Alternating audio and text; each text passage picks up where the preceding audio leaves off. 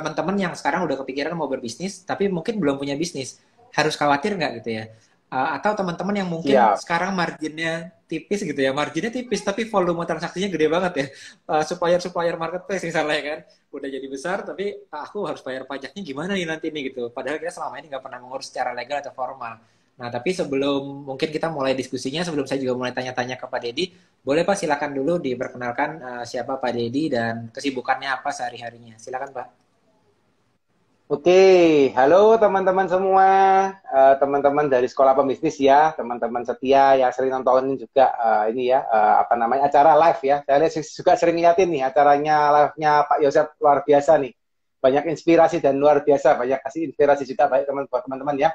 Salam kenal teman-teman, saya di Siddhartha, ya saya founder dari The Consulting .id ya, jadi teman-teman kesibukan saya lebih kepada selama 14 tahun terakhir ini banyak bantuin pengusaha-pengusaha ya, terutama yang memang mereka mau scaling up usahanya dari sisi sistemasi bisnisnya, keuangan, dan tak lupa juga perpajakannya Pak, gitu ya. Perpajakannya ini karena yang juga banyak orang-orang takut gitu. Kalau ngomong soal keuangan gitu mungkin mereka ya udahlah udah ngerti gitu ya. Ngomong soal sistemasi gitu ya mungkin mereka nggak terlalu aware. Tapi kalau ngomong soal pajak gitu ya, mereka biasanya udah waduh pajak gitu ya. Kena dadanya cukup Betul, besar. betul. Itu sih ya. Kalau Jadi, pribadi dari saya, dari saya ini mewakili para UMKM juga kan Pak. Kadang-kadang kita tuh UMKM mikir kita aja jualan aja susah gitu ya. Mau mikir catatan hmm, keuangan saat kita nggak punya uang itu yang dicatat apanya ya gitu.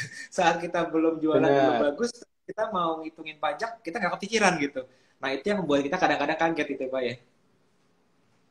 Yes, yes, yes, yes, yes. Silakan Pak lanjut lagi tadi. Oke, apa ya? Dia kesibukan ya. Kalau kesibukan sih ya banyak sekarang ini ya. Kalau saya sekarang banyaknya yang ngurusin bisnis ya. Jadi ada beberapa bisnis juga yang lagi dihandle ya. Saya punya beberapa dua brand konsultan yang memang satunya di bidang apa namanya keuangan pajak, satunya memang di bidang untuk ini ya bisnis yang di human development ya satunya. Terus ada beberapa bisnis lain lah ya yang memang dilakukan.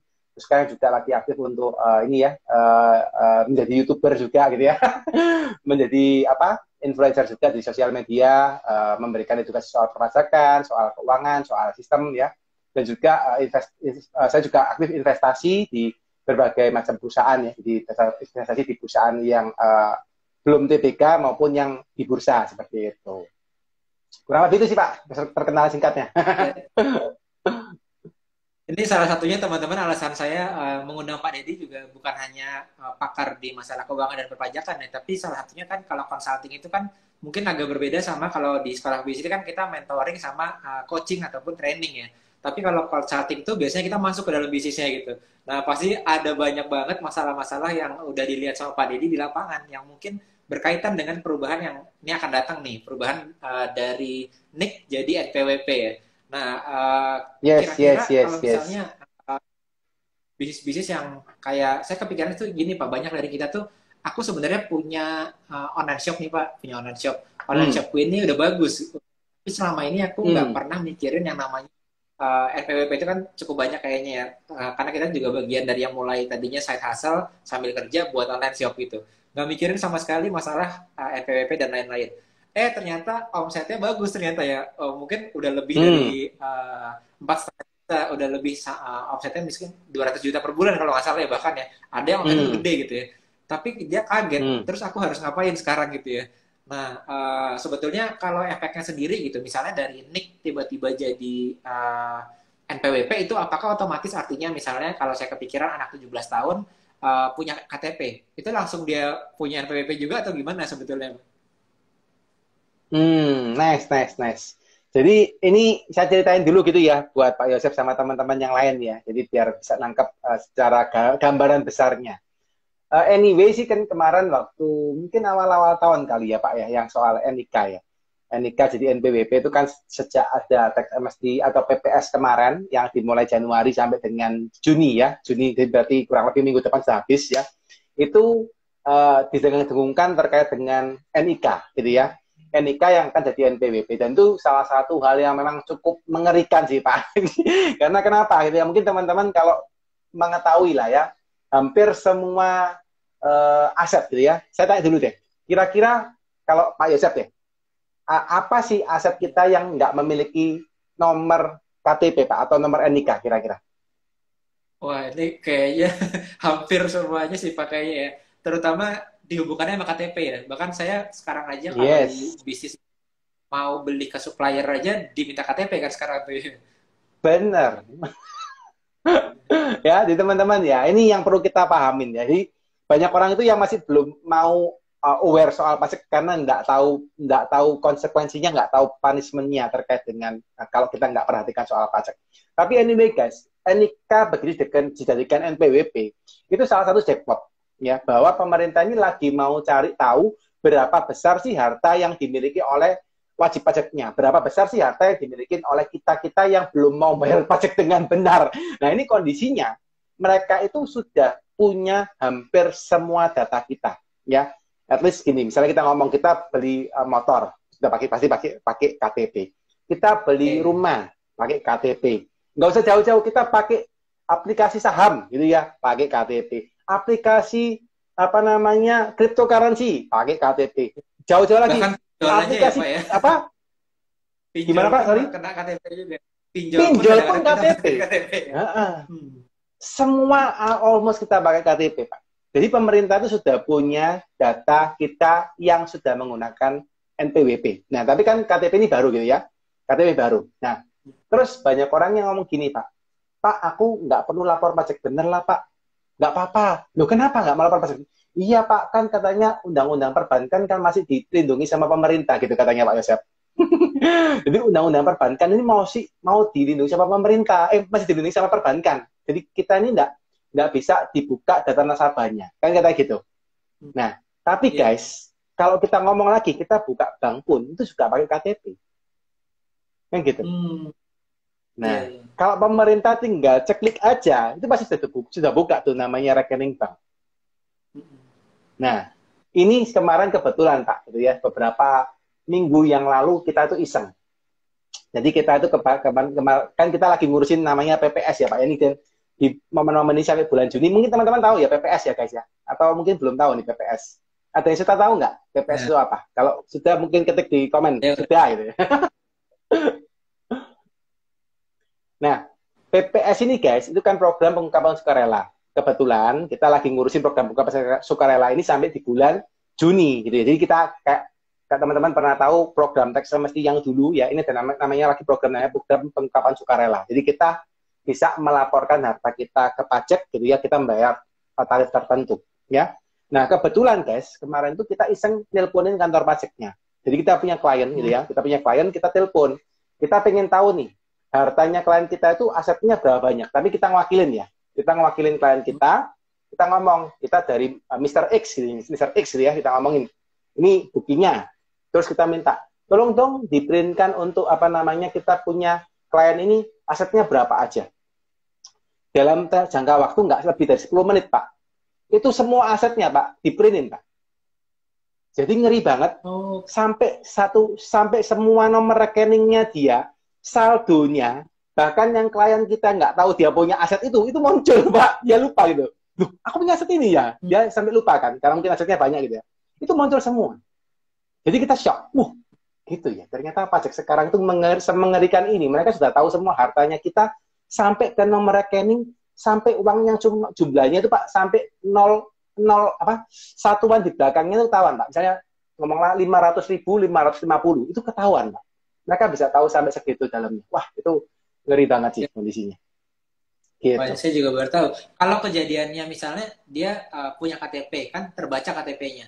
Tapi saya belum buat Yes. NPWP dalam yang cukup panjang gitu. Jadi KTP-nya ada, terdeteksi mungkin kantor pajak kan, oh ini ada orang ini punya KTP, tapi dia sebetulnya belum buat NPWP. Itu kan deteksi sebetulnya ya dengan kalau sistemnya kayak tadi gitu.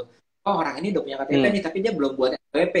Tapi kok ternyata dari KTP-nya ini nyambung ke misalnya beli properti, beli mobil, beli apa kan ketahuan juga dari KTP-nya dia kan. Karena kita harus ngasih KTP tadi ya. Atau mulai bisnis beli barang ke KTP ke supplier gitu ya. Itu berarti kan ketahuan bahwa si orang ini kok nggak punya NPWP, tapi kok dia bisa beli punya macam-macam gitu ya. Nah itu yang terjadi apa Pak sebetulnya? Nah, kondisinya pemerintah ini pengen tracking Pak. Jadi karena KTP ini merupakan salah satu hal yang pasti dipunyai semua orang, dan semua orang itu pasti menggunakan KTP untuk bertransaksi. Maka dari itu sekarang pemerintah mau men-tracking itu. Jadi cepat lambat. Nanti orang-orang kita yang kita misalnya belum mau melaporkan pajak dengan benar, itu pasti akan kecek, Pak. Dan ini very, very apa ya, worries ya teman-teman, kalau belum punya NPWP atau belum melapor pajak dengan benar, itu worries banget sih. Karena aku liatin tracknya, waduh. Betul lah ya. Kemarin itu saya sempat dengar-dengar itu kalau misalnya kasusnya kita sudah punya KTP, tapi kita belum ada NPWP, itu seperti dibuatkan otomatis gitu, atau itu bener apa enggak ya? Jadi, Nah, ini belum kelihatan, Pak, secara belum nyata. Tapi pemerintah kan sedang nyiapin ya. Mereka lagi siapin infrastrukturnya. Kalau secara nyatanya tindakan di lapangan belum kelihatan. Karena mereka masih lagi nyiapin. Tapi kalau sudah dimasukkan ke berita, Pak, biasanya akan dilakukan. Gitu. Ya. Berarti ternyata mungkin kita berpikir, masih 2023 gitu ya. Masih lama nih KTP jadi NPWP ya. Tapi kita mesti nyiapin beberapa hal ini ya, sebetulnya sebelum benar-benar 2023 itu datang ya. Karena kan ini tinggal setengah tahun lagi nih 2023 sebetulnya ya. Benar. Sebaiknya siap-siap aja sih. Karena kita kalau mau mulai bisnis, kayaknya agak sulit kalau kita nggak menggunakan KTP kita ya. Paling nggak untuk daftar sesuatu, pasti kita menggunakan KTP kita ya untuk mulai bisnis. Benar. Sekarang aja kita mau buka toko di marketplace, di Tokopedia, di Shopee gitu ya, mungkin di Bukalapak gitu. Pasti kita ditanya juga tuh, upload dong KTP. Teman-teman mau ngiklan, mungkin iklannya di TikTok Shop ya. TikTok Shop tuh sekarang minta tuh, Pak, buka TikTok Shop. Mana KTP-nya? Ada nggak KTP-nya gitu kan? Wah, berarti teman-teman kalau mau jualan di TikTok pun, nah itu nanti ada kaitannya tuh ya dengan si pajaknya sendiri ya. Nah, kalau boleh tahu Pak, mungkin kalau kita punya online shop, kita punya jualan online. Selama ini aku udah coba jualan online nih, udah mulai berjalan. Terus, tapi aku nggak pernah mikirin tuh namanya kayak tadi tuh, KTP ku ternyata di tracking ya, sampai kita bisa pada akhirnya nanti tiba-tiba dapat surat cinta dari pajak misalnya. Atau sampai tahun 2023 itu kita yang punya online shop ini harus apa sih Pak yang dipersiapkan paling utamanya gitu menuju 2023 ini? Oke. Kalau saya sih ngomongnya nggak usah menunggu 2023, Pak. Jadi mungkin mulai dipikir dari sekarang, ya. Kenapa? Karena gini, satu sudah jelas ya, untuk kita bahwa perpajakan itu semakin lebih ngeri. Yang kedua, ternyata persiapan dalam pelaporan pajak pun itu kita juga perlu ilmu, Pak. Jadi nggak bisa kita itu asal lapor, kita nggak belajar. Jadi saran saya dari sekarang teman-teman mulai belajar gimana sih perpajakan Indonesia. Teman-teman cari topik ya di YouTube kah, atau cari topik di belajar brevet kah, atau apapun Anda belajar gitu ya. Jadi ngerti biar gimana sih apa yang dilakukan ya. Nah yang kedua minimal malas, Anda Pak, katanya. Aku kalau suruh belajar lagi pusing Pak katanya. Mungkin kalau sebelum masuk itu, kalau misalnya kita malas belajar, malas tahu yang pajak, itu resiko terbesarnya apa? Nah, mungkin itu mesti kita buka dulu tuh ke teman-teman. Kalau ternyata sampai 2023, aku malas belajar gitu. Gimana Pak? Apa yang terjadi sebenarnya? Oke, ini yang keren Pak, gitu ya. Ini jujur keren abis gitu ya. Satu, ya, kalau sampai ketahuan sama pemerintah, ya, kita bisa langsung kena Pak, namanya tarif pajak yang dikenakan secara jabatan oleh pemerintah. Jadi misalnya ketahuan nih, oh ternyata dia punya penghasilan sekian, gitu ya. Terus langsung oke, dihitung langsung pajaknya Pak, sekian, ya.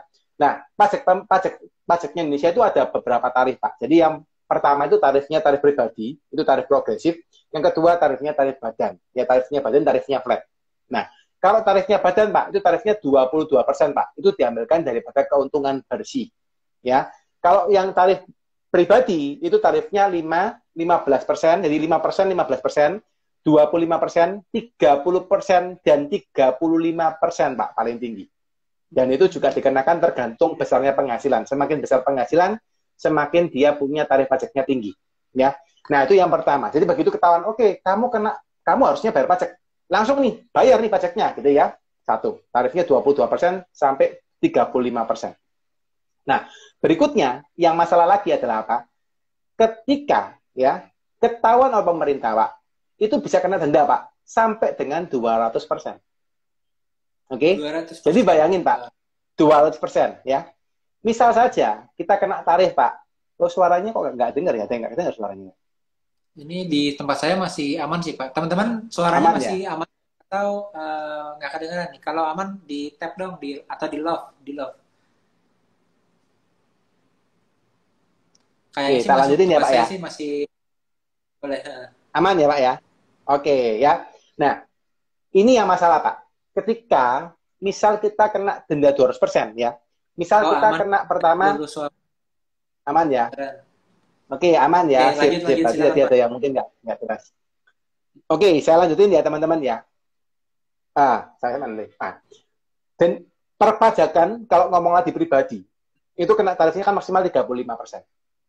Ya, saya anggaplah kena tarif yang paling tinggi 35% atau 30% dah. Jadi ya 30% simpel ya. 30% ini kalau misalnya kita udah harus bayar pajak 30% dan ketahuan pemerintah, ada lagi dendanya 200% daripada 30%. Jadi bayangin, kalau kita misalnya ketahuan nih, oke, kamu harus bayar pajak 30% nih daripada penghasilan bersihmu. Ya, 30% ini ditambah lagi sanksi. Karena kondisinya kamu nggak lapor benar, maka ditambah lagi 200% daripada 30%. Tadi kan 60%. Ya kan 300 dikalikan Iya. 2 kan? 30% dikalikan 2. Tadi kan 60%. Berarti pajak yang kita bayarkan tak 30% ditambahkan 60%. Sama dengan 90% Pak pajaknya. Nah, ini yang teman-teman perlu worries. Ini jujur perlu worries karena Dari omset ya, Pak ya. ya Itu besar Pak. persentase itu kan dari omset ya, Pak ya. Ya. Itu dari keuntungan bersih Pak. Dari keuntungan bersih. Oh iya, Keuntungan bersih. Jadi bayangin teman-teman ya. Kalau seandainya Anda punya harta, gampang-gampang aja. 100 juta. Ya. Anda dikenakan 90%-nya, Anda tinggal uang 10 juta, guys. Nangkep ya, teman-teman ya. Jadi ini saya ngomong selalu saya edukasi juga di YouTube saya ya. Saya juga buat YouTube, saya sering edukasi teman-teman juga. Ada yang pro, ada yang kontra, ada yang ngomong saya katanya kayak antek-anteknya pemerintah, Pak. Padahal saya nggak dibayar juga gitu ya. Saya ngomongin aja karena kasihan banyak orang yang tapi ngeluh gitu gimana ya. lagi ya? Soalnya kita jualan udah Yes. susah-susah, kita buat campaign marketing yang susah-susah, udah endorse ke sana kemari Yes. buat di marketing dan belajar macam-macam. Dapat tiba-tiba 90% kena, profit kita tinggal 10% gitu ya. Itu menurut saya Yes. ya kurang bijaksana juga ya buat kita yang lagi jualan sekarang. Yes. Mm-mm. Mending dilaporkan dari awal, Pak.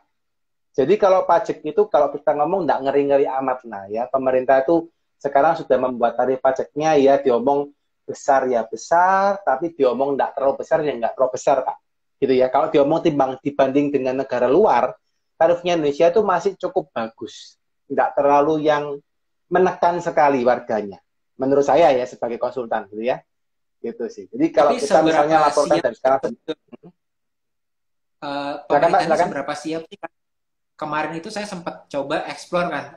Kita udah buat PT yang biasa gitu, udah sempat cukup lama. Yes. Terus kita coba lagi buat PT yang untuk UMKM karena kan kita di sekolah bisnis ini kan banyak juga UMKM. Coba Yes. eksperimen supaya saya juga tahu rasanya jadi teman-teman UMKM yang baru mau mulai bisnis. Coba buat PT pribadi kemarin. Hmm. Aku coba buat PT pribadi. Terus PT pribadi itu konsepnya bagus, terus waktu masuk ke platformnya juga cepat gitu, sehari 2 hari, bahkan nggak nyampe 1 hari udah selesai. Tapi terus begitu kita mau buka rekening perusahaan, ternyata ada masalah di bank ya kan. Jadi kalau kita mau buka rekening di bank harus ada akta notaris, karena kan kita buat PT ada akta notarisnya gitu. Ini masih mungkin sosialisasi dari PT pribadi sendiri belum terlalu bagus sampai saya ngalami kendala itu kemarin. Oh ternyata ke bank A, ke bank B, ke bank C, terutama yang swasta itu nggak bisa. Tapi kalau ke bank yang pemerintah mungkin karena mereka terkait kan, jadi masih udah aman nih PT pribadi udah bisa jalan gitu. Nah sayangnya kan banyak dari kita nih yang memang klasifikasinya masuknya belum ke yang PT yang biasa, mungkin mereka maunya ke PT yang pribadi gitu ya. Jadi buat teman-teman yang belum tahu PT pribadi ini kan PT yang memang ditujukan buat teman-teman yang UMKM ya, supaya dapat kena pajaknya itu nggak kena pajak yang pribadi seperti yang tadi Bapak bilang ya. Jadi lebih murah kan jadinya harusnya pajak mereka gitu. Nah tapi ada kendala di teknikal kayak tadi gitu. Nah, apakah sekarang udah ada update-nya atau gimana menurut dari Pak Deddy sendiri yang kan sekarang udah melihat lapangannya seperti apa? Kalau kondisinya Pak, memang itu kita nggak bisa ngomong ideal, gitu ya. Pasti namanya pemerintah itu juga nggak bisa 100% perfect Pak. Contoh aja kita punya undang-undang, gitu ya. Ada kemarin undang-undang namanya Undang-Undang Cipta Kerja. Keluar namanya Undang-Undang Harmonisasi Perpajakan. Itu aturan turunannya, Pak, itu belum keluar. Sampai hari ini. Dan kita konsultan pajak kemarin Iya. juga sempat kumpul semua ya, sama apa, Oh, oke oke. ya, kita sempat kumpul juga kemarin sama DJP juga, jadi ya teman-teman dari Dirjen Pajak, kita tanyain Pak, teman-teman Dirjen Pajak cuma ngomong apa? Ya, mohon maaf ya, belum keluar undang-undangnya, apa peraturannya, Iya. peraturan turunannya belum keluar ya, kita masih menunggu, semua sama-sama doa ya, jadi kita juga nggak bisa ngomong apa-apa gitu ya, karena ya banyak yang diurusin tentunya ya oleh pemerintah, tapi yang kita patut apresiasi adalah banyak perubahan. Ya di era 10 tahun terakhir ini Pak banyak perubahan dan kalau misalnya kita tahu ya Pak, dulu, ya jadi ngomong dulu ya, perpajakan di Indonesia itu menurut saya dulu, wah parah. Ya, semuanya mohon maaf nih, dulu ya, dulu sekali gitu ya, mungkin 10 tahun, 15 tahun yang lalu ya, bukan 10 tahun, 15 tahun yang lalu, itu masih banyak namanya tidak fair dan tidak jelas dan mohon maaf Pak ya, kolusi dan KKN itu masih ada di dalam ini ya, birokrasi gitu ya. Tapi sekarang Pak, udah jauh berbeda meskipun saya yakin dan percaya belum semuanya perfect, tapi sudah lebih bagus lah daripada dulu. Gitu. Dan Tapi kembali kalau pertanyaannya buat Pak, yang mungkin kan ada beberapa teman-teman yang juga ada di sini cerita juga gitu. Aku udah coba karena kan tadi katanya kita mesti masuk ke legal supaya lebih murah kita bisa pakai PT pribadi tadi.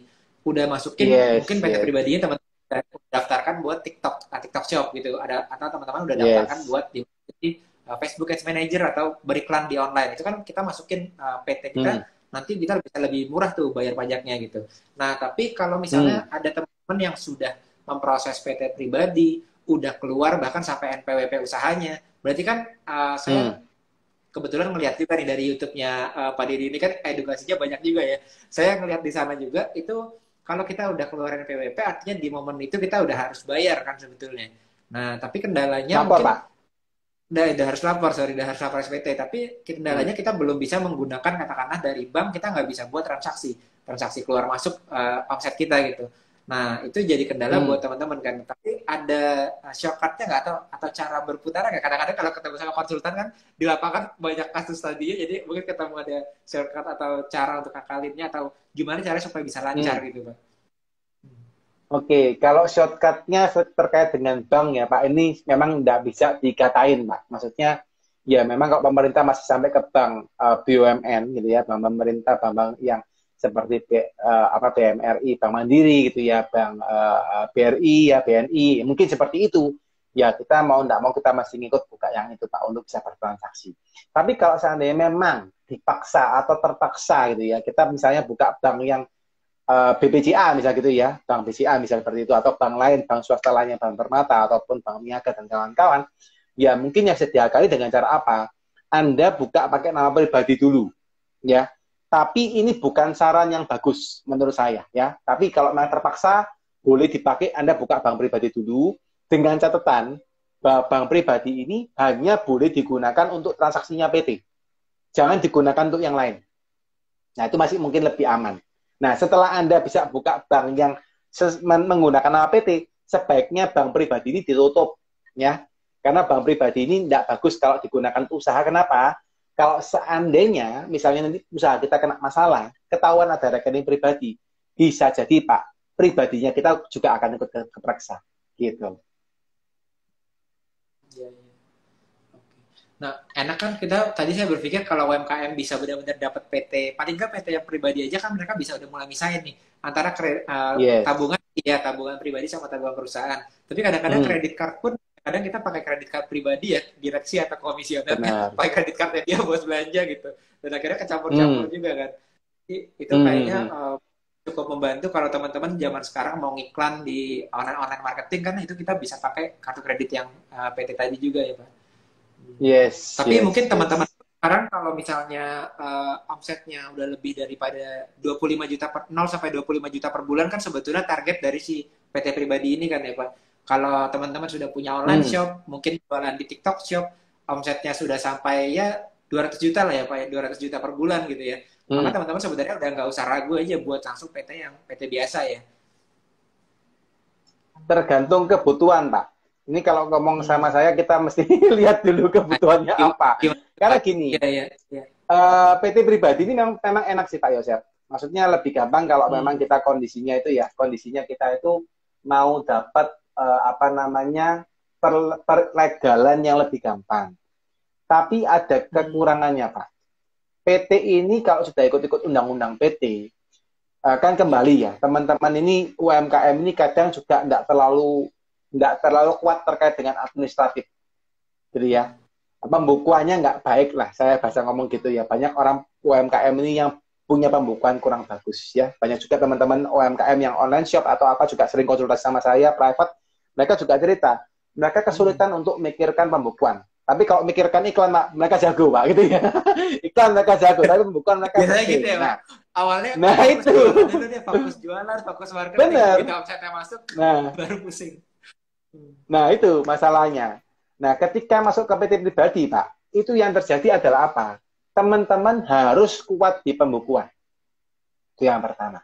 Ya. Karena PT itu sudah masuk undang-undang, masuk ke badan usaha, itu sudah harus kuat pembukuan, karena minta pembuktian. Ya. Yang kedua, PT itu, Pak, gampang masuk uang, tapi keluar uang susah. Itu yang perlu diperhatikan. Jadi begitu masuk uang ke PT, gitu ya, oke, masuknya gampang. Begitu mau tarik, Pak, ada namanya pajak dividen. Nah, ini yang perlu diperhatikan juga. Gitu. Jadi waktu tarik uang ke pribadi, Pak, kena pajak lagi, Pak, 10%. Jadi ini besar juga bebannya untuk kita. Nah, jadi saya mesti ngomong sama teman-teman, mau buka PP pribadi, ya nggak apa-apa juga sih, itu juga bagus. Tapi ada cara lain nggak? Kalau seandainya biar Anda nggak terlalu mumet gitu ya, nggak terlalu pusing gitu ya, itu yang saya sarankan Pak, pilihannya ke CV Pak Malan Pak. Jadi ke CV itu bukan CV. berarti CV ya. CV bukan berarti lebih enak daripada PT, tapi maksud gini, kalau CV itu memang secara legalitas hukum, CV itu memang kurang bagus. Kalau PT the best, is the best to PT. Mau TBK pun cuma PT yang bisa, gitu ya. CV tidak bisa TBK, gitu ya, sayangnya. Gitu ya. Jadi ketika Anda buka CV, memang legalitasnya kurang oke. Tapi Pak, secara CV, perpajakannya itu lebih gampang. Bukan lebih gampang ya. Apa bahasanya itu, kalau Anda masuk dan keluar uang, itu akan lebih gampang. Gitu ya. Kalau PT kan kita ngomong, kalau usaha UMKM kan kita sering kali kalau usaha taruh lagi uangnya pribadi dimasukkan, terus tarik lagi uangnya kan seperti itu. Kadang-kadang kan masih ada apa pinjam-pinjaman uang, meskipun kita catat tapi masih ada pinjam-pinjaman uang. Nah ini kalau di CV lebih memungkinkan untuk dilakukan itu. Kalau sudah di PT, masuk gampang, keluarnya susah. Gitu. Jadi memang Nah, ini ini tadi pilihan ya, ada yang kembali ke tanya, Pak, masing-masing. bahwa ini lagi membahas apa sih kok ada CV, ada PT, ada sampai PT yang bisa TBK dan enggak. Nah, jadi teman-teman sekarang yang jualan jualan Hmm. di online shop, jualan di online, Hmm. jualan di marketplace. Tadi di awal kita sempat mention, teman-teman kalau buka akun di Tokopedia, di marketplace itu pasti dimintain KTP. Teman-teman mau buka akun di TikTok Shop, mau masuk TikTok Shop itu dimintain KTP. Teman-teman mau beli ke supplier, teman-teman makin kita punya supplier yang bagus itu biasanya dimintain KTP. KTP-nya buat apa teman-teman? Nanti mereka akan cari tahu nih teman-teman KTP-nya itu udah punya NPWP atau belum. Itu jadi basis buat nanti teman-teman akan dikirimin suratnya nih, surat cinta sama pajak nih gitu ya. Itu terjadi di tahun depan, tahun 2023. Dan artinya adalah sekarang kalau teman-teman mau jualan, itu nggak bisa untuk nggak mikirin tadi tuh format-format pembayarannya nanti gimana ya setelah saya dapat profit ya gitu. Setelah saya udah ada uangnya gimana ya Hmm. untuk masalah perpajakan ini. Nah, enaknya gampangnya gitu. Tadi kita lagi nyari format yang paling mudah tuh buat teman-teman apa sih sebetulnya? Tadi saya nanya PT pribadi. Jadi PT pribadi itu kan diciptakan buat UMKM ya dari UU Cipta Kerja. Tapi ternyata ada beberapa kendala juga yang ternyata bisa teman-teman gunakan. Tapi ada juga nih CV ternyata ya. Tapi saya nggak tahu nih Pak. Mungkin pertanyaan follow up kan lebih lanjut lagi. Ada yang bilang kalau misalnya saya nggak tahu ini CV apa UD yang sulit di-upgrade jadi PT biasa. Atau bahkan yang PT personal yang sulit di-upgrade jadi PT biasa. Kalau saya nggak salah dengar rumornya gitu, Oke. Pak. Itu sebenarnya gimana, Pak? Oke. Kalau yang nggak bisa di-upgrade ke PT, Pak, itu adalah CV. Jadi Hmm. di Indonesia itu CV, PT, perorangan itu dianggap orang yang terpisah-pisah, dianggap badan usaha yang terpisah-pisah, Pak. Jadi kalau begitu CV, kita buka CV, mau naik ke PT, itu harus CV-nya ditutup dulu, baru PT-nya dibuka. Gitu ya. Nah, tapi kalau PT Hmm. perorangan, dia itu bisa langsung di-upgrade, Pak. Jadi karena PT perorangan ini kan emang tujuannya itu memudahkan saja untuk tadi orang yang nggak punya partner. Kan karena banyak tuh, Pak, orang-orang di perusahaan di Indonesia ini mereka yang aslinya orang-orangnya itu cuma sendirian kerjanya, tapi buat PT. Nah, tapi karena syaratnya PT harus berdua, mereka cari nama lain, Pak. Biasanya nama Iya. temennya, saudaranya, atau Orang namanya tua ya. yang pinjam orang tua, seperti itu. Nah, begitu ada PT Perorangan, mereka bisa berdiri sendiri. Tapi syaratnya, Pak, PT Perorangan cuma boleh bukanya setahun sekali. Nggak bisa banyak. Setahun cuma boleh satu PT-nya. Nah, terus kalau misalnya dia mau di-upgrade, dia punya batas omset tertentu, dia harus di-upgrade, Pak. Di-upgrade mencapai ke PT biasa dengan syarat dia harus punya partner juga. Gitu. Tapi nggak usah ganti nama Kurang PT ya, lebih. misalnya PT Nggak Sekolah usah. Pebisnis katakanlah gitu ya. Kalau saya mau jadi PT yang Benar. biasa, ya udah sama namanya ya, nggak perlu ditutup lagi terus dibuka lagi. Benar. Benar. Dan itu enaknya kalau nggak salah ingat teman-teman yang omsetnya itu per bulan sampai 160 juta masih bisa menggunakan PT yang personal ya. Jadi ya kurang lebih 160 jutaan lah gitu per bulan. Kalau teman-teman sudah lebih dari itu, maka ya upgrade ke PT yang tadi, yang PT biasa. Mungkin teman-teman di sini ada tuh yang saya sering ketemu teman saya gitu ya, jago advertising, jago ngiklan di online, mungkin dropshipper, tapi dropshipper itu dari marketplace di dropship ke sosial media, itu profitnya besar, bisa sampai ratusan juta. Tapi ternyata kalau kita tanya, belum kepikir gitu. Ya pakai KTP aja kayak biasa gitu. Karena kan kita tinggal buka online shop, kita pelajari cara marketing di online, terus kita jualan ya gitu ya antar platform gitu misalnya. Ternyata itu jadi masalah saat sekarang ini nanti di tahun 2023 itu berubah ya. KTP ini jadi NPWP ya. Nah, ini yang juga sering dibuat apa ya, menjadi salah satu ketakutan juga, Pak, buat teman-teman ya. Anyway kan platform online ini kan memang kondisinya sangat-sangat powerful ya, untuk apalagi untuk jualan, gitu ya. Orang barusan buka mungkin setahun 2 tahun sudah omsetnya bisa berlipat-lipat kali ganda kan gitu ya. Nah, yang perlu dipikirkan adalah gini, ketika kita membuka online shop ya, Anda harus mulai pikirkan terkait dengan unsur namanya PPN, Pak. Gitu. PPN itu buat teman-teman yang belum paham ya. Jadi kalau misalnya Anda beli ke supermarket gitu ya, Anda ketambahan pajak namanya PPN 11%. Itu adalah pajak yang harus memang Anda minta kepada customer Anda. Nah, kadang-kadang begitu omsetnya mereka masih di bawah 4,8, mereka nggak pikirin, Pak, ya udah saya jual aja gitu ya. Pokoknya saya bisa jualan, saya jual iklan di platform manapun. Gitu ya. Begitu sudah penjualannya besar. Atau kita reseller atau dropshipper tetap harus memperhatikan ini ya. Sama, Pak, benar. Kalau dropshipper mungkin mereka nggak kelihatan jual gitu ya, karena kan maksudnya kan langsung dari pabrik lempar ke tempatnya orang yang beli. Tapi kalau reseller kan dia masuk dulu ke kita, Pak, terus dia jual lagi. Kayak gitu. Nah, itu yang masalah, karena ketahuan bahwa si orang pabrik itu jual ke kita dulu, baru kita jual ke orang. Kayak gitu. Nah, ini masalah besar. Gitu. Ketika jualnya besar, gitu, market itu habis itu dia dapat kondisinya omsetnya di atas 4,8 M setahun. Nah, ini PPN-nya kadang-kadang kelupaan, dipikirin. Nah, ini yang mulai harus dipikirin. Begitu punya PPN, mereka, wah, saya belinya nggak pakai PPN, Pak. Saya jualnya gimana nih? Nah, ini juga bingung itu akhirnya mereka, Pak. Gitu. Udah istilahnya PTKP ya, Pak, pengusaha kena itu ya. Apa PTKP ya, Pak, istilah dari 4,8 ya? Bukan, Pak, PKP, pengusaha kena pajak. PKP ya, PKP ya. Ya, PKP, benar. Karena tuh banyak loh saya lihat benar. di TikTok itu mereka jualan lagi tren kripto kan, mining kripto gitu. Jualan komputer buat kita mining kripto. Itu jualannya bisa sampai miliaran kan. Dia ada jual di online dari TikTok, jualan dapat profit miliaran. Tapi ternyata lupa bahwa ternyata kalau di atas 4,8 M tadi itu kena tuh ya PKP tadi ya. PPN, benar. Dan itu motong profit, Pak. Kalau kondisinya orangnya tidak memperhitungkan ke harga jual, itu motong profit. Dan seringkali kalau misalnya mereka jualnya rada mepet, itu juga pusing juga. Akhirnya mereka ketika nggak mau lapor benar, mereka ketangkep pajak, mereka kena 10%, 11% sekarang gitu ya. Profitnya mereka dibuang ke sana. Gitu. Nah, tadi ini ada yang bilang saya pakai double CV aja katanya. Double CV.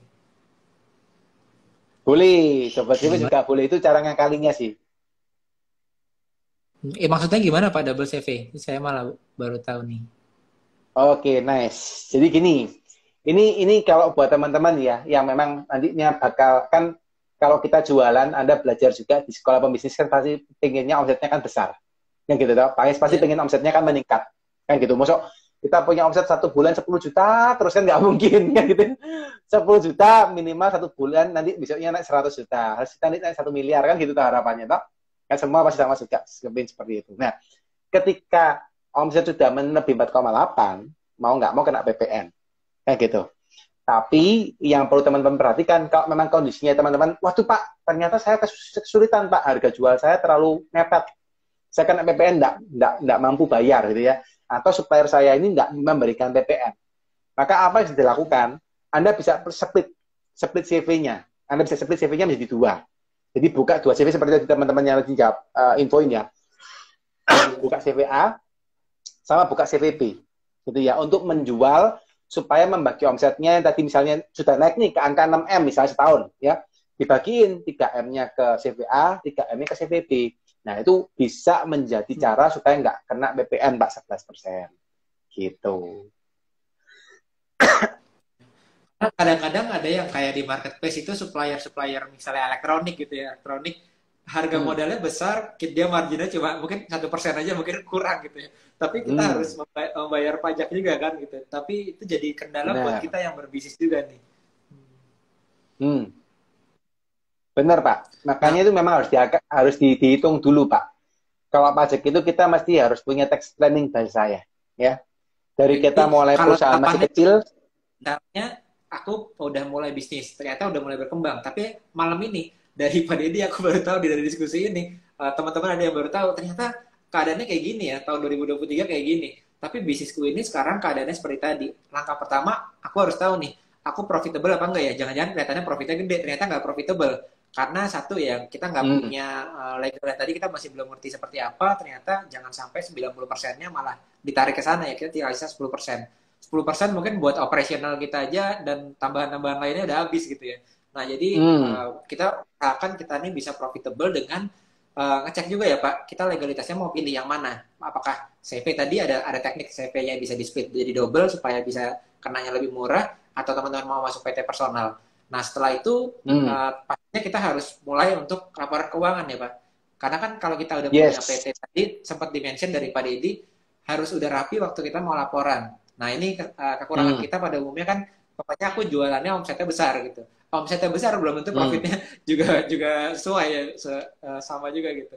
Nah, kalau buat kita yang udah mulai jalan lah bisnisnya, apa sih yang paling penting dari keuangan kita supaya nantinya di 2023 ini kita nggak kaget Pak begitu itu terjadi gitu. Oke, paling penting harus punya laporan keuangan dulu, Pak, paling penting, ya. Jadi Anda kalau sudah punya NPWP, Anda harus yang setiap pembelian, setiap penjualan, setiap pemasukan uang, setiap pengeluaran uang itu disimpan, guys, ya. Jadi jangan sampai Anda punya pemasukan uang, pengeluaran uang itu buktinya Anda buang. Ya bayar apa terus buktinya dibuang ini tidak bisa. Ke depan harus Anda simpan. Kenapa? Karena pajak itu nanti waktu mau memastikan Anda benar atau enggak, mereka akan minta buktinya. Ya buktinya ya nota-nota, ya nota penjualan, nota pembelian, nota kas, nota pembayaran, supplier, nah, itu disimpan semua. Ya, jadi itu pertama. Kedua, Anda harus punya laporan pembukuan yang baik. Jadi kalau teman-teman yang punya usaha sampai hari ini belum punya pembukuan, belajar membuat pembukuan. Ya, saya sering membantu teman-teman juga ngajarin ya apa sih cara membuat pembukuan. Karena pembukuan itu harusnya gampang banget, guys. Ya tinggal Anda pakai program, tapi bukan pakai program aja ya, pakai program pas belajar. Karena program itu belum tentu juga benar. Jadi Anda belajarin, oh ternyata debit kreditnya seperti ini, oh laporan laba rugi seperti ini, oh neraca seperti ini, oh harusnya seperti ini, Anda belajarin. Ya, jadi itu juga penting Pak. Nah ketiga, nah ya juga harus dianalisa. Jadi kalau punya laporan keuangan itu kan ada macam-macam ya. Anda bisa buat laporan keuangan suruh bagian accounting Anda kalau punya accounting. Kalau nggak nyuruh orang pihak ketiga kalau memang Anda bisa buatin pihak ketiga atau Anda buat sendiri juga bisa. Nah, yang paling penting harus dianalisa juga, gitu. Apakah laporannya benar atau enggak? laporannya profit atau enggak. Atau kadang-kadang juga itu kalau banyak orang-orang itu yang kondisinya itu dia banyak memiliki stok, ya, atau banyak ngasihin utangan ke orang. Nah, itu juga masalah. Punya profit tapi banyak beli stok. Nah, itu juga akhirnya mereka uangnya kok nggak ada ya, kemana uangnya? Uangnya jadi stok semua. Nah, itu ya juga harus Ini ada diperhatikan. yang sharing nih Pak Gitu. dari Nadira Dewi.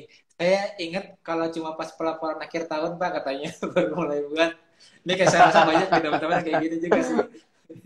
Yes, yes, yes, yes. Mau dekat-dekat Kalau biasanya baru saya nyari konsultan, Pak, uh, gitu. iya ya. Kalau saya mungkin kalau teman-teman baru mulai dari nol ya Pak, baru mulai dari awal punya online shop, Hmm. kita belum punya staff accounting, belum punya staff pembukuan, atau teman-teman Hmm. yang baru mulai sendiri, teman-teman juga bisa pakai freelancer. Karena kan sekarang kalau pengalaman saya itu software itu banyak banget, yang gratis juga banyak, yang berbayar Yes. dan cukup bagus juga ada. Kita bisa pakai orang yang nggak terlalu harus accounting bagus banget, hanya dia admin aja bisa sebetulnya ya untuk bookkeeper gitu. Dan mereka yang Hmm. menggunakan software itu membantu kita sebagai freelance kan. Mungkin buat teman-teman yang sudah punya profit cukup banyak, kayaknya freelancer buat bookkeeping itu nggak terlalu besar budgetnya kan. Itu teman-teman gunakan freelance untuk masukin data aja gitu ya. Di software akuntansi kan biasanya kita bisa langsung klik report juga ya Pak. Klik report terus langsung keluar deh semuanya. Laporan A, laporan B, laporan C gitu ya. Itu tinggal nanti belajar gimana cara kita bisa analisanya aja ya. Benar, benar, benar. Kalau pakai software, yang penting tahu juga, Pak, karena kondisinya juga sering kali pakai software, nggak tahu benar salahnya. Itu yang, kalau input ini kan, Hmm. bahasanya gini, software itu kan kayak yang dimasukin adalah Gearbits, yang keluar juga Gearbits. Jadi mesti harus Ya. lihat, benar enggak data yang masuk. Kalau datanya masuk benar, hasilnya juga benar. Tapi kalau yang data masuknya salah, inputnya salah, hasilnya juga salah. Ya. Jadi, saya Nah mungkin sering dorong boleh tuh Pak teman-teman, kita sharing hmm, juga apa mungkin karena saya juga sadari ya teman-teman di sini waktu kita mulai bisnis di online ataupun di offline yang punya restoran atau yang punya online shop kita kan fokusnya jualan omset omset omset gitu ya profit hmm, profit profit harus masukin profit dan omset. hmm, Kadang-kadang kita nggak punya waktu untuk memantau laporan keuangan kita. Kita udah kasih ke hmm, si orang tersebut atau si freelancer tersebut. Ya mungkin kita taunya sekilas aja gitu ya sekali dua kali gitu. Tapi kalau dari tadi istilahnya Pak Dede itu mungkin ada beberapa indikasi kalau ini salah nih orang nih gitu ya. Ini nggak benar masukinnya nih gitu ya. Boleh nggak sih Pak di-share buat kita para pembisnis supaya kita bisa tahu, oh ini indikasinya si orang yang kita delegasikan ini nih nggak akurat masukinnya atau ada yang salah dengan yang dimasukin di tempat dia harus masukkan infonya gitu. Tanpa kita harus monitor laporan terus-menerus gitu. hmm. Simple thing sih Pak, tinggal liatin biaya-biaya tiap bulan. Jadi ini cara paling simpel gitu ya. Anda tinggal liatin biaya-biaya tinggal tiap bulan, Anda bandingin, terutama persentasenya Anda bandingin gitu ya. Kalau ada yang tiba-tiba naik atau tiba-tiba turun, itu coba cekin. Biasanya gitu. Jadi kalau tiba-tiba misalnya ngomong gini, biaya biaya makan atau biaya gaji gitu ya, tiba-tiba naik aja gitu. Naiknya jauh, misalnya biasanya cuma 30%, sekarang kok jadi 40%, nah itu cekin. Gitu Pak. HPP gitu ya. HPP itu kalau teman-teman tahu, HPP itu kayak harga pokok pembelian Anda gitu ya, harga pokok penjualan Anda. Anda belinya harganya berapa gitu ya. Anda beli misalnya 5.000 gitu ya. Tiba-tiba HPP-nya naik kok angka 8.000 lah. Kenapa nih? Ya, Anda cekin. Itu dulu Pak. Jadi awalnya dari situ dulu. Kalau udah kelihatan ada yang aneh aja cekin. Gitu. Jadi mungkin buat teman-teman di sini yang baru mau mulai, kita berarti catat semuanya nih, pengeluaran pemasukan catat semuanya, terus di Hmm. software itu biasanya kita bisa klik report, terus nanti ada reportnya ya, arus kas kita ya, pemasukan pengeluarannya seperti apa, sama mungkin ada neracanya juga ya Pak, dan neracanya. Terus kita lihat ya berarti Bener. ya, tadi Pak Deddy bilang itu ada persentasenya ya dari bulan ke bulan itu. Jadi Yes. kita sebagai Yes. pebisnis yang harus kita lakukan adalah mereka atau admin kita tadi dia masukin ke software tersebut lalu dia nanti kasih dong ke kita setiap bulan ada si masuk keluar arus kas sama satu lagi adalah neraca begitu kita terima kita Hmm. periksa ya berarti ya antara bulan ini sama bulan lalu persentasenya kita bandingkan mungkin kadang-kadang kan soalnya saya sadari juga sih Pak udah dikasih ke orang terus kita nggak ngapa-ngapain lagi ya itu karena saya juga kalau suruh Yes. lihat data kadang-kadang saya juga gimana ya kita fokusnya maunya udah aku mau jualan-jualan aja gitu ya tapi ternyata kita paling enggak kita harus melakukan itu ya jadi kita dapat data itu kan mereka ini nggak bisa ngasih kita persentasenya biasanya karena di report itu kan biasanya yang keluar hanya pemasukan pengeluaran sama neraca aja ya Berarti kita sebagai pebisnis, paling nggak kita masuk ke Google Sheet, habis itu kita masukin angkanya, kita cek persentasenya gitu ya. Yes, ini satu hal yang biasanya memang sering kelolosan Pak oleh para pengusaha ya, karena terutama pengusaha yang memang fokusnya ke jualan dan mayoritas pengusaha itu biasanya pintar jualan Pak. Mayoritas gitu ya. Karena memang mereka hidup dari jual gitu ya, kalau nggak ada jualan nggak ada uang, dan itu memang benar. Tapi juga banyak pengusaha juga Pak yang mohon maaf nih ya, usahanya gulung tikar gara-gara nggak memperhatikan konsep keuangan. Itu banyak banget gitu ya. Jadi kalau misalnya kita lihat dari survei ya, dari perusahaan-perusahaan besar, perusahaan-perusahaan yang mohon maaf nih gulung tikar, masalah mereka, 10 masalah utamanya mereka, ada 2 bagian itu atau 3 bagian itu masalah dari keuangan Pak. Gitu. Itu yang memang harus diperhatikan. Jadi kalau teman-teman sebagai pengusaha pun ya harus pinter nih analisa data penjualan, harus pinter menganalisa data ads gitu ya, karena kan ads juga dianalisa kan gitu ya, apa CTR-nya berapa gitu ya, konversinya berapa, impressionnya berapa kan sih dilihat gitu ya. Tapi juga harus cek juga namanya laporan keuangan, karena uang kita ini uang masuk atau omset masuk itu kan kita harus tahu gitu ya. Terus kita kelolanya gimana? Nah ini juga penting. Pinter masuknya bagus, tapi juga harus pinter kelolanya Pak. Kalau pinter masuknya nggak pinter kelolanya, banyak yang boncos Pak, gara-gara uangnya nggak dipegang dengan baik. Gitu. Seberapa sering sih, mungkin saya malah penasaran sama case study dari Pak Dedi yang sebagai konsultan kan case study-nya banyak menangani banyak perusahaan. Ada nggak mungkin perusahaan yang UMKM gitu yang PKP, atau mungkin saya nggak tahu ada freelancer misalnya yang mungkin mengalami keadaan yang sama gitu. Ternyata penjualannya bagus, dikira profitnya besar, ternyata kok nggak sehat secara bisnisnya gitu. Itu ketahuannya gimana setelah Pak Dedi masuk ke bisnis mereka gitu? Dibuatin laporan keuangan Pak, paling gampang Pak. Sudah langsung kelihatan. Dibuatin laporan keuangan paling gampang. Biasanya mereka itu yang sering kelupaannya adalah stok opnam. Mereka nggak pernah ngurusin stok. Karena mereka udah jual, mereka beli, mereka nggak punya waktu untuk ngurusin stok, stoknya berantakan. Gitu ya. Ketika stoknya berantakan, bisa banyak masalah. Gitu ya. Satu, barangnya numpuk. Ya, barangnya numpuk, mereka nggak tahu barangnya ada berapa. 2, barangnya dicuri juga bisa. 3, barangnya rusak juga bisa. Jadi mereka nggak pernah stok opnam, Pak. Begitu turun, dilihat, jerat, ternyata pandangannya mereka misalnya stoknya ada 100 juta misalnya. Ternyata waktu di opnam, barangnya tinggal 10 juta misalnya. Itu sering kali seperti itu. Jadi waktu mereka yang pikirnya untung, mereka, wah kok untung nih, karena barang jadi barang. Ketika di stack, realnya nggak ada segitu. Nah itu yang terjadi. Terus kedua Pak, yang sering kali terjadi juga, kalau misalnya nggak di-manage dengan baik, ini perhati teman-teman ya, kalau Anda punya keuangan pribadi sama keuangan usaha Anda, nggak boleh digabung. Itu kunci paling penting. Ya. Kalau Anda gabung keuangan pribadi sama keuangan usaha Anda, seringkali keuangan usahanya dipakai buat pribadi Pak. Itu. Dan akhirnya usahanya nggak bisa dikontrol dengan baik, banyak keluar di pribadi, akhirnya tutup gulung tikar usahanya. Gitu. Kadang yang sering kejadian itu adalah kita udah memisahkan, aku udah buat CV nih, mungkin CV kita udah 2 dari kata double CV, udah buat PT pribadi gitu. Tapi secara keuangan kita masih lupa kadang-kadang, karena kita masih bisnisnya kan UMKM, masih nggak terlalu corporate, belum terlalu besar gitu ya. Divisi-divisinya belum banyak. Ya udah dipisah sih jadi CV sih, dipisah jadi PT pribadi sih. Tapi secara keuangannya kita masih pengen pakai uang dari CV kita dipakai buat pribadi gitu. Terus kadang-kadang lupa gitu. Kepakai juga ya gitu ya. Nah, kalau misalnya terlanjur kepake gitu ya. Ini harus ngapain nih si pembisnisnya tadi itu yang dia nggak sengaja pakai uang CV dia buat DP sesuatu. Ternyata itu uang CV ya gitu ya. Itu harus ngapain sih Pak? Nanti apakah ada bermasalah nggak di pelaporan pajaknya juga gitu? Kalau pelaporan pajaknya Pak, kalau dari CV dipakai pribadi ya nggak apa-apa, nggak ada masalah sih. Kan dia tinggal yang ambil privé ya, namanya kalau CV itu ngambil privé itu sudah nggak kena pajak lagi Pak. Yang masalah adalah ketika narik buat kepentingan pribadi, buat nyicil, terus ternyata untungnya nggak cukup buat nyicil Pak. Itu yang sering kejadian. Jadi mesti teman-teman kalau sebagai, ini kan perlunya buat 2 macam ya. 1 untuk perpajakan juga penting, 2 untuk Anda sebagai perorangan juga perlu tahu apakah Anda untung atau enggak, kan gitu. Nah kalau sudah tahu untung, sistem yang paling gampang kalau Anda pengen supaya pembukuan keuangannya baik, Anda harus pisahkan rekeningnya yang pertama, Kedua, ketika Anda mengambil uang dari perusahaan, harus sistemnya namanya gaji. Jadi Anda nggak boleh ambil sesuka hati, itu nggak boleh.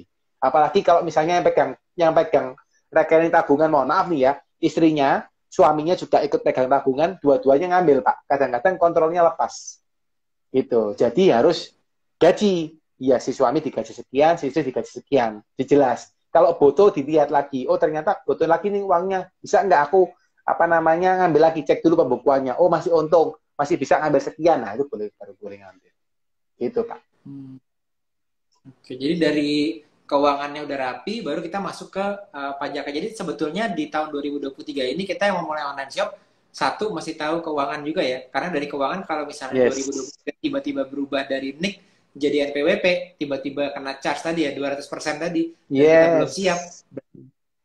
Kita bisa jadi, apakah kayak misalnya bulan ini saya menghasilkan 50 juta katakanlah. Terus diasumsikan bahwa selama kita berdiri usaha online shop itu kan kelihatan tuh. Online shop di Tokopedia saya dibuka online shopnya sejak 5 tahun lalu misalnya ya. Bulan ini omset saya adalah 50 juta. Apakah diasumsikan berarti 50 juta hingga 5 tahun lalu yang harus dibayar porsi pajak? Atau gimana sih biasanya? Nah, gitu, Pak. Atau gimana ini ya, Pak? Boleh nggak di-share? Biasanya sih petugas pajak akan ada data, Pak. Jadi, kalau secara omset, jujur ya, untuk Tokopedia, Bukalapak, dan kawan-kawan, saya belum yakin bahwa pajak bisa akses ke sana. Gitu ya. Karena kenapa? Dulu ada wacana itu bahwa UMKM yang di Tokopedia dan kawan-kawan itu mau dikenakan pajak 0,5% kalau nggak salah zaman dulu. Gitu. Tapi nggak berhasil. Sampai sekarang belum muncul. Gitu ya. Nah, dalam artian apa? Berarti dalam artian adalah Tokopedia dan marketplace yang lain ini belum bisa membuka, belum mau membuka aksesnya. Karena ada keterikatan undang-undang dan kawan-kawan. Saya juga belum berani komentar. Jadi, mungkin belum bisa kelihatan secara pastinya. Lega nih. Tapi yang pajak akan lihat gini, Pak. Ya, kalau teman-teman misalnya Anda punya untung, let's say Anda punya untung 50 juta. Tadi kan disampaikan Pak Yosef kan Anda ada atau anggaplah omset 50 juta sebulan gitu ya. Anda untung misalnya 20%, Anda untung 10 juta sebulan. Ya, 10 juta sebulan, setahunnya Anda punya untung 120 juta. Oke? Nah, kalau Anda nggak pernah lapor pajak, ya, kalau misalnya Anda nggak pernah lapor pajak nih, nggak pernah lapor pajak 120 jutanya nggak laporin. Tapi dari keuntungan 120 juta ini kan nggak mungkin toh, Anda itu nggak membelikan sesuatu. Di waktu tertentu minimal Anda misalnya, oke, aku punya 120 juta nih, aku mau ngapain? Ya, Anda beli mobil kayak gitu ya. Atau misalnya, oh aku mau DP rumah nih, Anda DP rumah kayak gitu ya. Ketika Anda nggak pernah lapor pajak, pajaknya tinggal lihat, loh, kok ada beli rumah? Nah, cekin. Loh, SPT-nya belum ada, dikirimin surat, Pak. Gitu. Anda beli rumah senilai sekian, angsurannya sekian, kok belum lapor pajak? Ya, begitu orang dikirimi surat pajak, Pak, mayoritas, Pak, mereka langsung deg-degan, Pak. Surat apapun mereka takut. Gitu. Padahal surat himbauan pun mereka juga takut. Bukan surat teguran gitu, mereka sudah, ini surat pajak ini, gitu ya. Mereka sudah worry setengah mati, gitu, dengan parno-parno gitu, kena surat pajaknya, gitu ya. Dan akhirnya apa ya, mereka ke kantong pajak atau apa, mereka akhirnya bayar juga, gitu kan, ketahuan. Jadi tahunya dari sana, Pak. Tahunya dari belinya dulu. Gitu. Tapi kalau dari rekening mutasi sampai hari ini belum, Pak. Cuma ke depan, nah saya belum tahu. Mungkin bisa juga. Gitu. Ini malah ada, mungkin ini salah satu yang jualan di marketplace juga nih, Nusantara 8278. Data di marketplace kayaknya sudah dibuka, Pak. Aku udah dapat surat, katanya dapat surat dari pajak. Nice. Saya nggak tahu. Sudah ya berarti ya. Sudah ya berarti ya. Ya sudah. Kan itu lebih bahaya ya. Hati-hati teman-teman. Karena sekarang memang sih betul ya. Saya ngelihatnya ini kan kayak di Amerika ada social security number lah ya, Pak ya. Jadi satu data semua orang connect ke macam-macam gitu. Berarti kita yang mau mulai usaha di marketplace pun otomatis terkonek sama tempat lainnya gitu ya. Jadi tapi apakah kalau kita misalnya di marketplace aku jualan, tadi kan kita ngomonginnya kalau kita profit ya. Kalau aku nggak profit gimana Pak? Aku dibayar juga nggak gitu? Mungkin teman-teman di sini ada yang jadi paranoid, jadi parno ya. Aku tuh tapi masih jualannya susah gitu. Masa aku belum mulai dari disuruh bayar pajak sih gitu misalnya gitu ya. Sebetulnya yang kena itu apakah semuanya? Kalau aku rugi itu kena juga gitu. Mungkin ini bisa jadi masukan juga buat teman-teman Pak. Silakan. Oke, nice. Ini saya kasih ngomong agak teknis ya supaya teman-teman punya gambaran besar ya. Jadi gini guys, sistem perpajakan di Indonesia sekarang itu ada dua macam. untuk Anda yang UMKM ya dengan omset di bawah 4,8 M ya. Nah, kalau Anda di bawah 4,8 M, Anda bisa pilih dua macam. Yang pertama adalah dengan tarif 0,5% dikalikan omset. Ya, 0,5% dikalikan omset. Ini yang tarif yang pertama, cara yang pertama. Cara yang kedua adalah tarif pajaknya dikalikan keuntungan bersih. Saya ulangin ya. Yang cara pertama adalah 0,5% dikalikan omset. Cara yang kedua adalah keuntungan bersih dikalikan tarif pajak. Jadi beda pengenaan. Yang tarif yang pertama kenanya dari omset, yang kedua kena dari untung bersih. Nah, kalau Anda baru buka pertama kali dan kondisinya memang Anda belum untung, saran saya pakai tarif yang kedua. Kayak gitu. Tapi kalau Anda Jadi buka pertama kali dan boleh ganti-ganti di tengah jalan atau gimana, seperti Pak? apa? Mungkin teman-teman yang baru tahu itu bertanya juga apakah boleh ganti nggak di tengah jalan? Aku pertama milih yang dari profit deh gitu, persentase dari profit. Nanti aku ganti ke persentase yang dari omset itu. Apa bisa gitu? Nah, kalau dari aturannya, Pak, nggak bisa. Harus milih salah satu. Dan begitu sudah milih salah satu, kalau yang sudah kena yang dari profit, ya sudah selamanya akan pakai yang profit. Gitu. Tapi kalau dari omset, nah dia harus milih duluan dari omset. Dan ini ada batas waktunya juga dipakainya. Gitu. Jadi memang tarifnya dari omset 0,5%, Pak, ini cuma fasilitas dari pemerintah dan punya masa pakai. Ya ada cuma berlaku berapa tahunnya. Yang memang akan berlaku seumur hidup adalah tarif yang dari profit tadi. Gitu. Oke. Kalau kita margin yang nggak terlalu besar, kita ngambil dari profit malah bagus ya, karena kan mungkin kita biayanya nggak terlalu, katakanlah tadi elektronik gitu ya, besar di cost-nya, tapi mungkin profitnya kita nggak sebesar itu. Kalau diambil dari omset kan bisa kenanya kebanyakan jadinya ya, 0,5% dari omset. Yes. Oke. Memang harus dilihat dulu, Pak. Kalau kita membuat tax planning, harus dicek dulu. Karena diagnosa masalahnya tiap orang berbeda. Jadi kadang bisa pakai cara A, yang misalnya si Budi pakai cara A bisa, tapi misalnya Rudi nggak bisa pakai cara B. Nah, itu harus beda-beda orang, beda cara juga. Gitu. Oke, ini kayaknya udah cukup banyak nih kita masukannya. Jadi teman-teman tadi 3 langkah utama ya tadi ya. Dari awal sampai teman-teman gimana caranya menghadapi tahun 2023. Insight-nya dari Pak Dedi tadi, pertama pasti kita harus tahu begitu sekarang ini semuanya dikaitkan sama KTP, maka teman-teman mau mulai pun udah mesti persiapan ya. Satu tipsnya adalah tadi ya, dari Pak Dedi bilang keuangan. Itu paling enggak teman-teman udah mulai pikirin dari sekarang, walaupun mungkin belum profit nggak apa-apa ya, dicatat dulu yang pemasukan pengeluaran paling enggak ya. Nanti begitu udah mulai profit, nanti teman-teman juga bisa mulai melangkah ke tahap selanjutnya juga, mulai urusin pajak ya dan lain-lain. Apalagi sekarang kalau saya sih, tips dari saya pakai software yang juga bisa, ada beberapa tuh yang connect ke perpajakan juga kan Pak, jadi mereka fiturnya juga bisa ada yang udah mulai connect ke perpajakan juga, itu memudahkan teman-teman yang UMKM juga sebetulnya. Nah, tapi thank you banget ya buat Pak Dedi. Kalau teman-teman tertarik tadi yang kita diskusikan di malam hari ini, sebetulnya di YouTube Pak Dedi juga ada ya, teman-teman juga bisa cek ke Instagramnya Pak Dedi, di situ juga banyak edukasi mengenai perpajakan kayak gini yang teman-teman bisa dapetin lebih lanjut. Mungkin ada tips terakhir Pak buat teman-teman yang nanti menghadapi tahun 2023 ini, yang sebagai seorang pebisnis Pak, sebelum kita menutup live ini. Silakan Pak. Tips ya. Tipsnya adalah segera laporkan pajak Anda serial mungkin. Laporkan pajak Anda serial mungkin. Nah, udah tipsnya itu aja kalau saya. Oke. Saya nggak kena denda pajaknya besar nanti ya. Gitu. Thank you teman-teman. Thank you Pak Yosef. Baru seputar 2023. Sampai jumpa lagi Pak di kesempatan lainnya Pak. Sampai jumpa lagi. Bye-bye. Thank you Pak. Thank you. Mari.